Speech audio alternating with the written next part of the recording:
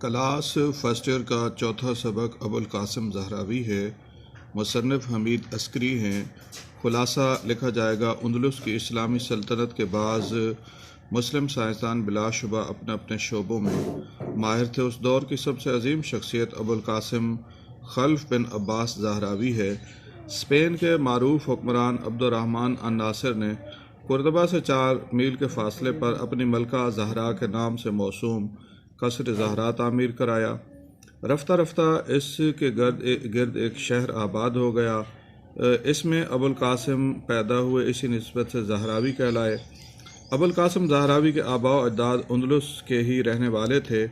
اندلس کے 8ویں بادشاہ عبدالرحمن الناصر کے عہد میں 936 میں زہراوی پیدا ہوئے۔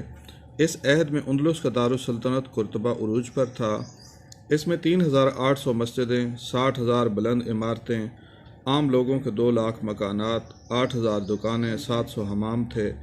کل آبادی 10 لاکھ کے قریب تھی۔ 50 سرکاری ہسپتال تھے۔ شاہی لائبریری میں 2 لاکھ سے زائد کتب تھیں۔ قرطبہ یونیورسٹی معروف درسگاہ تھی۔ زہراوی نے اسی ماحول میں پرورش پائی۔ طب اس کا خاص مضمون تھا۔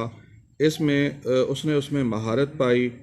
عملی تحقیق کا آغاز شاہی شفا خانے سے کیا اور جدید علم الجراحت کا موجد بن گیا۔ آج کل علم علاج کے 2 طریقے ہیں، علاج بالدوا اور علاج بالجراحت۔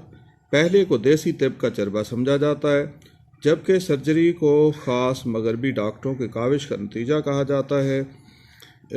سبب یہ ہے کہ عوام اسلامی دور کے عظیم سرجن ابوالقاسم زہراوی کے کارناموں سے آگاہ نہیں ہیں، جس نے یورپ کو سرجری کے فن سے واقف کیا۔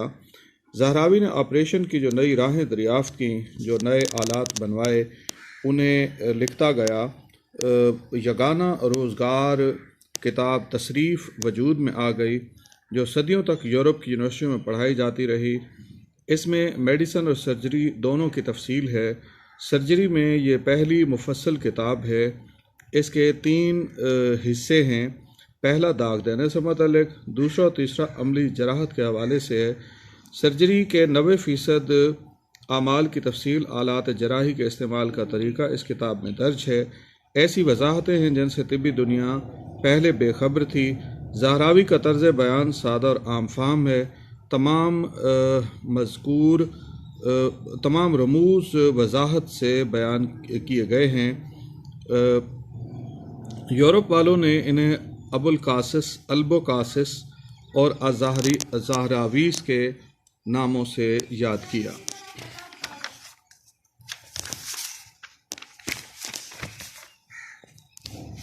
18ویں صدی تک یورپ والے ابوالقاسم کے معترف ہیں اور اس کی کتاب کے حوالے دیتے ہیں، انہیں کامل استاد مانتے رہے۔